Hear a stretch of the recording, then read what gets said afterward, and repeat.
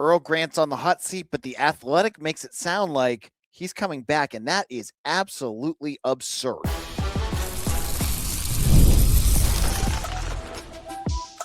You are Locked On Boston College, your daily podcast on the Boston College Eagles.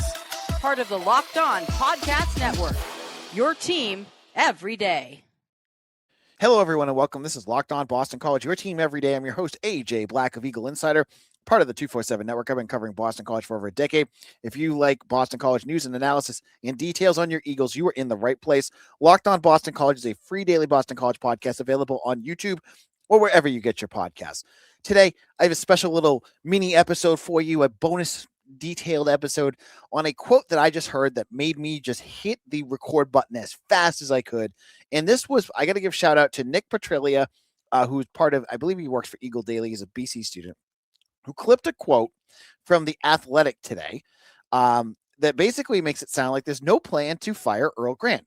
They're talking about which coaches in the ACC would be gone if the season ended today. Here is the exact quote. Of those five, Adrian Autry, Syracuse, Jeff Capel, Pitt, Steve Forbes, Wake Forest, Earl Grant, Boston College, and Damon Stoudemire, Georgia Tech, Autry's dismissal feels like the most like a foregone conclusion. Stoudemire, whose Yellow Jackets were in last place in the league and on a 7-game losing streak, might be next. Word is that Earl Grant will probably get another season, in no small part because of Boston College's financial situation, which leaves Capel and Forbes. Word is that Grant will probably get another season. What are we doing here? Why is Earl Grant getting another season? And why is this word getting out? Nick Petrilia also says he's heard this. Listen, Earl Grant's a great guy. Nice man. I have nothing against him personally. But in the last two seasons, BC basketball is 6-27 in the ACC. They are on a 7-game losing streak. No one cares about this program because if you look at this attendance at every single game, other than like a big one against like a big premier team where half the fans are their fans anyways, no one shows up. There's no buzz. No one cares. And you're going to run it back for a third season? What are you doing, Boston College? This better just be, putting out feelers here to see how the donors react or the fans react. Because right now, I'm fuming because I love talking BC basketball here on the show. But as I've said before, I'm a businessman. I do this because I do make a bit of money off of this. It's a job for me. And I do not talk about BC basketball because it's dead. No one listens to it. I can bring in the best guests in the world and no one cares because BC basketball has been irrelevant for like 20 years now. And the fact that you can't find the money to go out there and get a new head coach to try to infuse some enthusiasm, because I'm going to tell you this right now. We've seen what Earl Grant can do. Earl Grant cannot coach big games. Every single game they've lost this year, other than Duke, has come down to a play or two. And guess what? It always goes against BC. BC can never win the close games, and that is not on resources and they're falling behind in NIL and all that other stuff, which, yes, is part of it. They are poorly coached. They can't consistently play offense. Hey, they find new ways to lose every game because they just lost because they couldn't play defense against Cal. Look, I don't want to the piece that always goes into this, right? Is there's a human on the other side. But this human's making easily 7 figures. So it's hard for me to have too much empathy when the on the field product, on the court product is as poor as it is right now.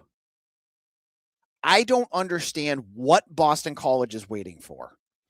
I've said it on my show multiple times. Yeah, the reason why you don't have the money to pay for them is because the stands are empty.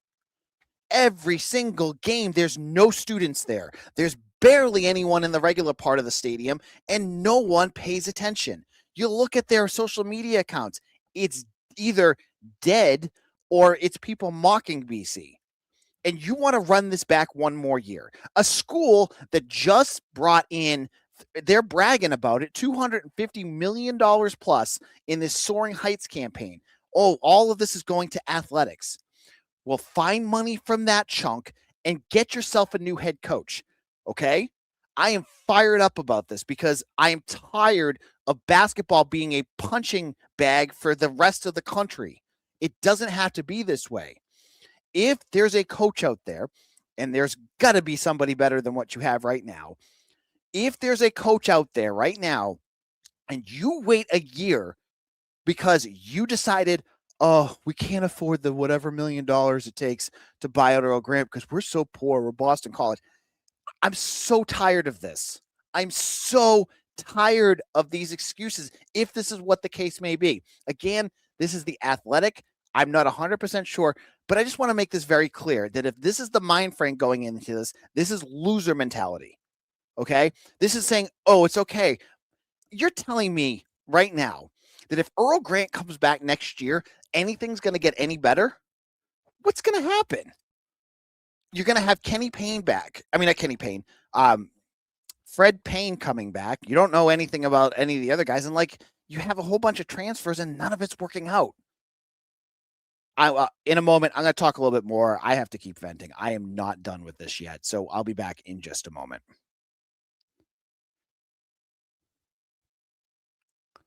Workplace chaos, deadlines stacking up, inbox overflowing, and the one position you have to fill still sitting open.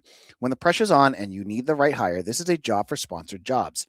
Indeed, sponsored jobs helps you reach the people who actually fit what you're looking for. Skills, experience, location. So you're not just hoping the right candidate stumbles across your post.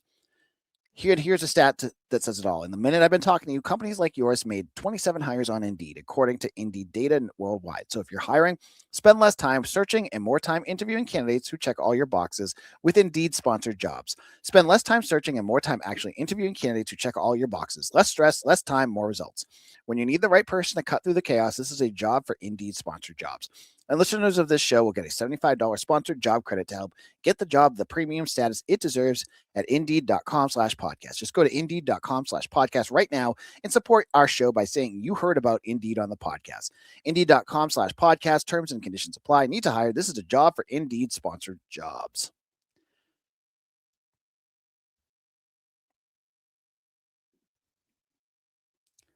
Ever want to experience the NBA Finals live and in person? FanDuel is giving you the chance to turn that dream into reality with their NBA sweepstakes. This is how it works. Use your profit boost on any NBA future, and you'll automatically be entered for a shot to win the NBA Final trips for two. That's right. Flights, tickets, the whole experience. I love futures this time of year, whether it's picking a team to win the championship or grab a conference title. It adds the extra layer of excitement to every game down the stretch. Visit FanDuel.com to get started. Use your profit boost on an NBA future and get entered for your chance to win a trip to the NBA Finals. Play your game with FanDuel, the official sports betting partner of the NBA.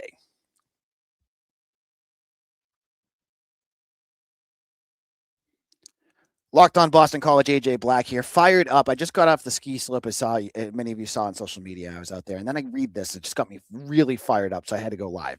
Well, make a recording. And so again, this is one person's, the Athletics gut feeling on this, and maybe he's heard things, and I hope that he hasn't heard things. But also Nick Petrelli gets that feeling too. So I go back to this. Boston College basketball right now is a joke. It is. This is not me, and people can get mad at me, if you're a family member or whatever. You know it deep in your heart. You all know it. No one cares about this program, and it's sad. As a former student at BC, I went to BC. I had season tickets when I was here. I had season tickets for two of the most magical basketball seasons I will ever remember, and two of the best basketball or athletic seasons I've ever had. And that was the years of Jared Dudley and Sean Williams and all that crew. Now, I know things have changed, and you're not going to live in the past. But there's no reason BC needs to be just the dregs of college basketball. And to go ahead and just continue on with what's not working is insane. It's completely, it's a punch in the face to the fans. It's disrespectful to the past and future of the program. And it's a joke for a school that's P4 that is part of, they're in the same brackets as lots of other schools. To play poverty like this is ridiculous. Okay? You don't need to be Texas A&M, LSU, and all those other schools that have billions of dollars and can do whatever they want. But you can make yourself respectable. You've done it with football. Do it with basketball. And do it with a new head coach. You don't need Earl Grant back. I'm tired of watching this team lose every single game. It's giving me nothing to talk to you about because no one wants to watch bad basketball and a bad basketball team. And if you bring him back, he's going to have absolutely no momentum and things are going to stink again. So hopefully, if you hear this and you agree, let people know what you think about this. The thing that you read, okay? You as a fan have the right to make your voice heard, okay? I, as a media person who covers this, can say what I like too. And I'm saying what I like. I think if this is true, this is crazy. And the BC is embarrassing. This is embarrassing if this is what they're thinking. Okay? Fix this. Your marquee program. You have you have again rev share, the Soaring Heights campaign, whatever it takes, figure it out. Get this changed immediately. Do not go for another season of this because, again, if they're bad again next year, losing to Central Connecticut and all these other schools that they shouldn't be losing to, you're not going to hear about it on Lockdown BC because I'm not going to care. And I bet a lot of you won't either. Thank you all for listening. Sorry for such an impassioned plea. Later on today, I'll drop a full episode with Mitch Wolf. We're going to talk about the hiring of Ben Albert. We'll have a lot of talk about the new coaching staff and a through line that you're going to want to hear about that's really interesting that shows kind of where the coaching staff has changed. And I think that's something you're going to want to hear. Thank you all. Follow me on Twitter at AJBlack247 and all social media outlets. And I'll see you again soon for another episode of Locked On Boston College, your team every day.